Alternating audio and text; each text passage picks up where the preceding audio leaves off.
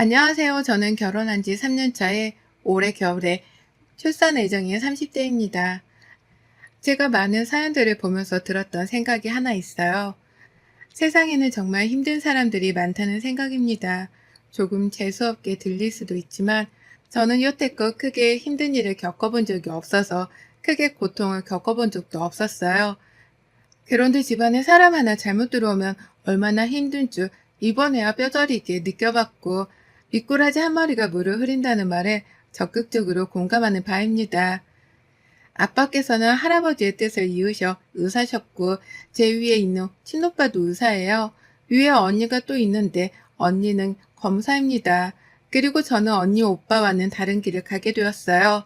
부모님께서는 첫째, 둘째 자식들도 자리를 잡았으니 막내인 저도 분명 뭔가를 해낼 거라고 기대를 하셨었죠.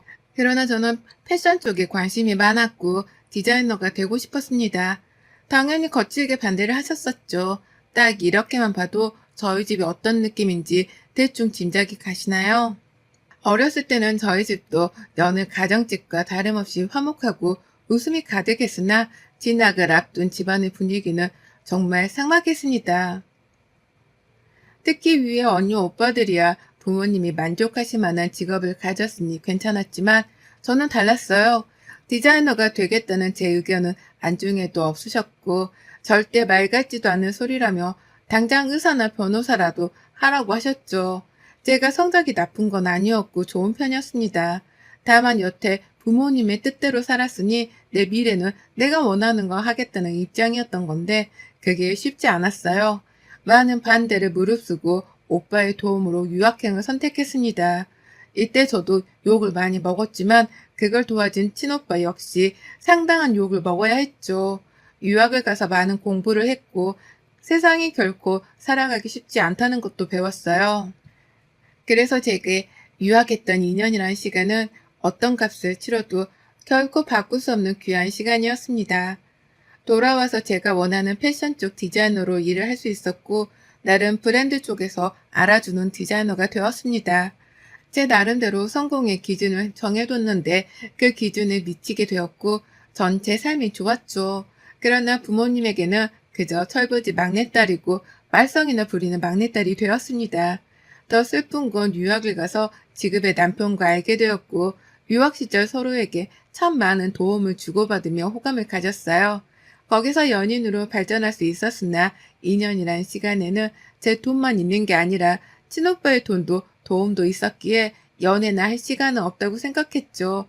그래서 남편에게 양해를 구했습니다. 내가 봤을 때 우리 서로가 호감이 있다고 느껴지는데 왜 사귀는 건 싫은 거야? 솔직히 상처도 받았고 당신이 나를 딱 그 정도로만 생각하나 싶어서 마음이 너무 안 좋거든. 그런 건 절대 아니니까 그렇게 생각할 필요도 없어. 나는 그냥 내 문제일 뿐이야. 대충 얘기해서 알겠지만 집안 반대 무릅쓰고 유학길에 올랐을 때 막막했었는데 나 도와주고 응원해준 게 우리 친오빠잖아. 오빠가 그렇게 도와줬기 때문에 유학하는 시간 동안은 정말 공부에만 집중하고 싶어. 그런 이유였다면 진작 말해주지. 어차피 한국 들어가는 시기도 비슷하니까 여기서는 지금처럼 지내고 한국 들어가서 다시 시작해보자. 고마워, 이해해줘서 정말. 남편에게 솔직한 속내를 털어놨더니 오히려 더 좋은 말을 해줬고, 저희 두 사람은 한국에 들어와서 자리를 잡은 후 진지하게 교제를 하게 되었습니다. 그런데 부모님은 제가 만나는 남자가 성에 차지 않는다는 이유로 또 저를 반대했죠.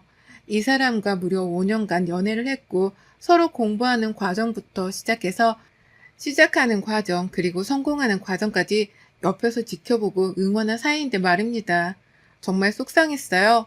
부모님의 입장에서는 직업도 멋대로 정하고 하루아침에 유학 가버린 막내딸이 결혼이라도 원하는 집안과 해주길 바랬는데 그 뜻도 어겨버리니 정말 미운 딸이 되어버렸습니다. 그래도 친오빠와 친언니는 늘 제게 이렇게 말을 해줬어요.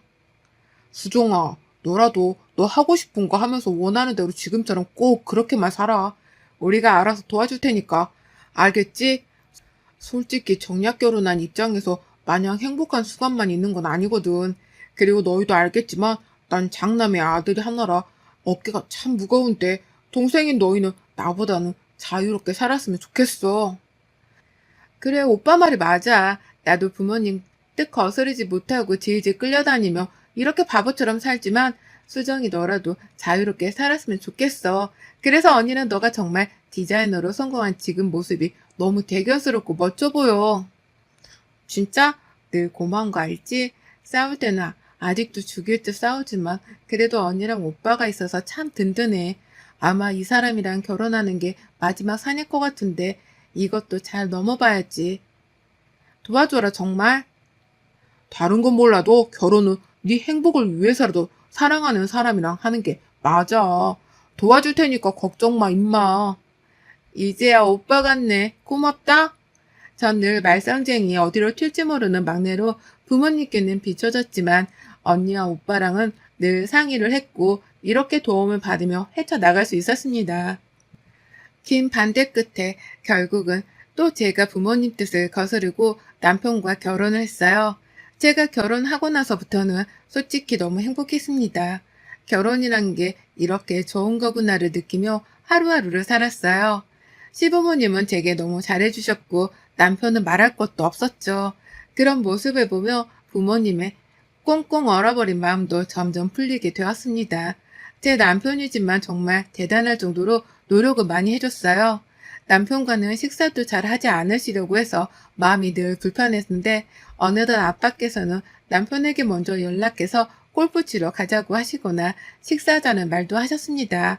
그런 모습을 보며 정말 다행이지 싶었고 시댁에 더 잘해야겠다 다짐했죠. 시부는 쓸데없는 말을 굳이 하지 않는 꽤 정직한 분이셨습니다. 무뚝뚝하지만 며느리인 제게는 너무 따뜻하신 분이었죠. 시모 역시도 비슷하셨어요. 이렇게 좋은 집안의 막내딸이 어떻게 우리 아들을 만났냐면서 저를 하늘에서 간 내려온 천사라고 늘 칭하셨죠. 남편에게도 들어보지 못한 말인데 시부모님은 저를 그렇게 예뻐해 주셨습니다. 직업 특성상 갑자기 주말에 쉬다가도 나갈 때도 있고 야근이 많은 시즌들이 있는데 그럴 때면 시모는 저를 욕하지 않고 도시락까지 챙겨주셨어요.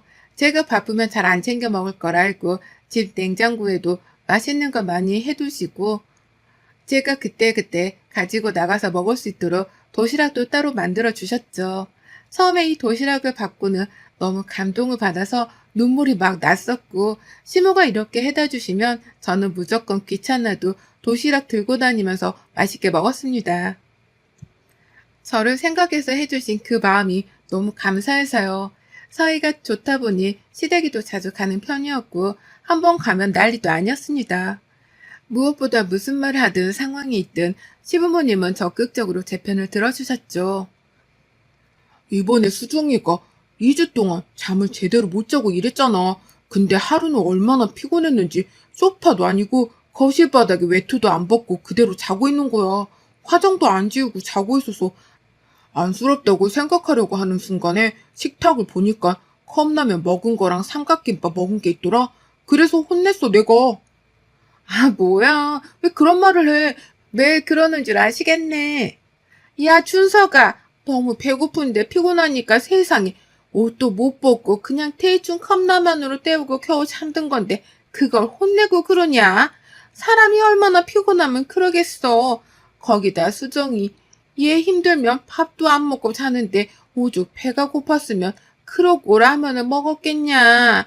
듣기에 짠해 죽겠는데 왜 혼내? 그러게 말이야. 너나 잘해, 이 자식아. 내가 살면서 우리 며느리처럼 야무진 애를 본 적이 없어. 돈 있는 집안 막내라서 성격이 유별날까 걱정했는데 어디 그러기라냐. 너는 자식아 장각 진짜 잘 간 줄 알고 잘해. 그러게 말이야. 네가 어딜 가서 수정이 같은 여자를 만나겠어. 수정이니까 너랑 만나주는 거지. 아유. 어떻게 내 편은 하나도 없는 거야? 서러워서 못 살겠네. 그냥 당신이 우리 집 딸해. 내가 이 집 사위할 테니까. 그러게 왜 어머님 아버님도 헤아려 주시는데 남편이라는 사람은 모르냐고. 당신이 잘못한 거지 뭐. 늘 이런 식으로 저를 편들어 주셨고 저희 남편도 살짝 여우 같은 게 은근히 꼭 저렇게 말해서 저랑 시부모 사이를 더 좋게 만들어주곤 했습니다. 어떻게 보면 남편 덕분에 잘 지낼 수 있었던 건지도 몰라요. 남편이 본인을 낮추고 저를 높이는 걸 굉장히 잘했습니다. 시부모님들 앞에서 자연스럽게 늘 저런 식으로 말을 해줬고, 덕분에 저는 더 완벽한 아내이자 며느리가 될 수 있었어요. 이렇게 행복하게 잘 살고 있었는데 하루아침에 평화는 깨졌습니다. 바로 남편의 남동생이 결혼하겠다고 여자친구를 시댁에 데리고 왔고, 하필 이날 제가 일이 너무 바빠서 자리를 비울 수 없는 상황이라 못 갔어요. 너무너무 궁금했던 터라 시모에게도 남편에게도 전화를 해서 물어봤습니다. 어머님, 애비 동선을 잘 만나셨어요? 만났는데 내가 남편 복에 자식 복은 없어도 며느리들 복은 있는 건지 막내도 아주 싹싹하고 괜찮더라. 아마 수정이 너랑도 잘 지낼 것 같아. 아, 정말요? 다행이에요. 오늘 일만 안 터졌어도 같이 보는 건데 너무 아쉬운 거 있죠? 일하는 내내 마음은 어머님 댁에 있어서 혼났어요, 아주. 그랬겠다, 정말로. 다음에는 꼭 같이 보자. 우리 수정이가 이제 맏며느리니까 그 전에 한 번은 봐야지. 시무라 남편과 모두 통화를 했고 애비 동서가 참 좋은 사람인 것 같아서 다행이었죠. 만약 저랑 트러블이 자꾸 생기면 좋지 않으니까요. 그렇게 시간이 지난 후 서방님은 모든 결혼 준비를 마치게 되었고 계속 시간이 어긋나서 못 보던 동서를 드디어 보게 되었습니다. 시모 그리고 동서와 저 이렇게 여자들끼리만 저녁을 먹기로 했고 대접을 했어요. 그렇게 딱 만난 동서를 보자마자 저는 기겁을 했고 반대로 저를 본 동서도 기겁을 했습니다. 저는 순간 너라는 말이 튀어나왔는데 동서가 잽싸게 말을 가로채버렸죠. 너? 아, 형님이라고 부르면 되는 거죠, 어머님? 형님, 정말 반가워요. 너무너무 만나고 싶었는데, 이제서야 만나네요? 이제 일식이 2주 정도 남았는데, 지금이라도 만날 수 있어서 너무 다행이에요. 아니, 너가 왜? 어? 뭐야, 둘이 아는 사이야? 네? 아는 사이라뇨, 어머님. 오늘 형님 처음 보는데, 형님 왜 그러세요? 제가 뭐, 아는 분이랑 닮았나요? 너무 뻔뻔하게 말하는 동서를 보니까 제가 할 말이 없더라고요. 우선 식사를 했고 중간에 제가 화장실에 가게 되어 자리를 비웠습니다. 볼일을 보고 나왔는데 딱 동서가 앞에 있더라고요. 최수정, 아무 말도 하지 마. 아는 척 하지 말라고 알아들어? 네가 대체 무슨 말을 하고 싶은 건지 몰라도 친했던 사이도 아닌데 왜 아는 척을 하려고 해? 어? 야, 네가 똑바로 살았던 애면 내가 이러겠어? 너도 찔리니까 지금 여기까지 쫓아온 거 아니야? 서방님은 네 과거 다 알고도 결혼하겠다는 거야? 그럴 리가 없는데. 서방님 꽤 보수적인데? 아, 그냥 신경 쓰지 말라고. 어떻게 되든 말든 네가 무슨 상관인지 진짜 적당히 해라. 차라리 빌지 그래? 그렇게 뻔뻔한 태도로 나오는 건 더 열받는데? 내가 정말 말하면 어쩌려고 그러시나? 우선 고민 좀 해봐야겠어. 서방님도 내 가족이라서 다치는 건 원치 않거든. 제가 화들짝 놀란 이유는 동서를 알기 때문이죠. 더 정확하게는 동서의 과거를 알아서였습니다. 제가 중학교를 다니고 있을 때 갑자기 저희 집 옆 주택에 누가 이사를 왔었어요. 근데 논란이 있었죠. 내용이 길지만 간추리면 동선의 부모님은 많은 사람들에게 사기를 쳐서 번 돈으로 그렇게 좋은 집에서 이사를 해서 살았어요. 그리고 동서는 부잣집 외동딸 행세를 하며 학교를 다녔었죠. 세상에 비밀은 없고 죄를 지었으면 죄값을 치르는 게 너무나 당연한 일이잖아요. 결국 그 부자 행세를 하면서도 많은 사람들에게 사기를 치던 동선의 부모님은 징역을 살게 되었고 동서는 하루아침에 소리소문도 없이 사라졌습니다. 한동안 동네에서는 정말 난리도 아니었던 일이었는데 그랬던 동서가 눈앞에 나타나니 얼마나 놀라웠겠어요. 저는 이 사실을 알면서도 숨긴 건 옳지 않다고 판단했고 남편에게 조심스레 말했습니다. 오늘 동서를 봤는데 내가 알던 사람이더라고. 나 중학생 때 우리 동네로 이사 왔거든. 아, 집이 잘 산다고 하더니 역시 그랬구나. 아니, 그게 문제가 아니라 근데 그게 다 동선의 부모님이 사기쳐서 번 돈으로 부자 행세하고 다니던 거였고 동서도 학교에서 부잣집 외동딸로 살았거든. 그러다 동선의 부모님은 징역 가시고 동서는 하루아침에 소리소문도 없이 사라졌었지. 근데 그런 동서가 눈앞에 나타나서 너무 놀랐어. 이걸 서방님이랑 어머님, 아버님께 말해야 할 것 같아. 그럴 리가? 정말 잘 산다고 하던데 뭔가 비슷해서 착각한 거 아닐까? 아니래도 걔가 이름도 바꾸고 다 바꿨지만 못 바꾼 게 하나 있는데 얼굴도 뜯어 고쳤어. 본 모습은 남아있었고 무엇보다 목 뒤에 큰 점이 있었는데 그거 그대로 있었어. 그뿐이야? 나 화장실 가니까 쫓아와서 아무 말 하지 말라고 거의 협박하던데? 그게 정말이야? 아, 그럼 말하고 알아봐야지. 그렇게 결혼하게 두면 안 돼. 남편은 처음에는 믿지 못하는 눈치였지만 이어서 말하는 제 말을 듣고는 뭔가 이상하다고 말하자고 했습니다. 그렇게 저희 부부는 시댁에 가서 서방님을 불러 이 사실을 말했어요. 제 얘기를 모두 듣고는 서방님이 발끈했죠. 그럴 리가 없어요. 제가 장인 장모님도 모두 만났었고 절대 그러실 분들이 아니에요. 뭔가 비슷한 사람들이랑 착각하셨겠죠. 저희 결혼할 때 비용도 그쪽에서 거의 부담하는데 사기로 징역 살다 온 사람들이 그 많은 돈이 어디 있겠어요? 전 제가 알고는 모든 사실을 말해준 거예요. 알면서도 모른 척 하는 건 정말 아닌 것 같아서요. 다만 선택은 서방님이 하실 몫이겠죠. 저한테 따라와서 그렇게 얘기까지 했으면 본인이라고 자백한 거나 다름없는데 그래도 못 믿겠다면 어쩔 수 없죠. 신중해야 해. 작정하고 속이면 왜 안 속겠어? 내일 당장 막내 불러서 다 같이 얘기하자. 결국 시부모는 신중할 문제라며 방방 뛰는 서방님을 진정시켰고 동서를 불러다가 다 같이 대화를 나누기로 했습니다. 어차피 다음날도 시댁에 와야 하는 상황이라 저희 부부는 시댁에서 하루를 묵었어요. 자고 있는데 누군가 저를 막 흔들어 깨웠고 눈 떠보니 동서였죠.